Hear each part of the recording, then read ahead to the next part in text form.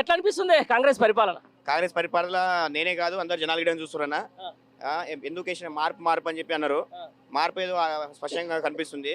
ఇప్పుడు ముందు యూరియా కోసం బస్సుల కోసం పోవాలనుకుంటే ముందు మన రైతులందరూ చెప్పులు వేసుకొని నిలబడే, చెప్పులు క్యూలో పెట్టి నిలబడే. ఆ రోజు ఆయన చెప్పింది కానీ ఆ రోజు మళ్ళీ రోజు తెస్తా అన్నాడు, తెచ్చింది అంతే, ఇంకేముంది. అట్లే యూరియా బస్సుల కోసం నిలబడుతున్నారు.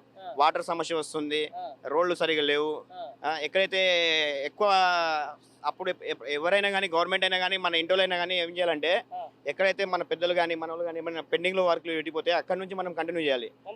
కంటిన్యూ చేయకుండా వీళ్ళు మనలో కంటిన్యూ చేయకుండా దానికోసం అని చెప్పి మళ్ళీ అక్కడ నుంచి వాళ్ళు అది చేసారు ఇది చేసారు, బీఆర్ఎస్ ప్రభుత్వం ఇది చేసి లాస్ చేసింది అని చెప్పి మనమైన నిందలు వేయడం కంటే ఇప్పుడు మనలో ఇంట్లోనే అన్న మన నాయన ఉంటాడు, మన నాయన ఏం చేస్తాడు, మన సంసారాన్ని సాగదీయం కూడా అని చెప్పి మన కోసం అప్పులు చేసో సవిపించుకోవడం, ఇల్లు కట్టుకోవడం, మన పెళ్లి చేయడం చేస్తూ ఉంటాడు.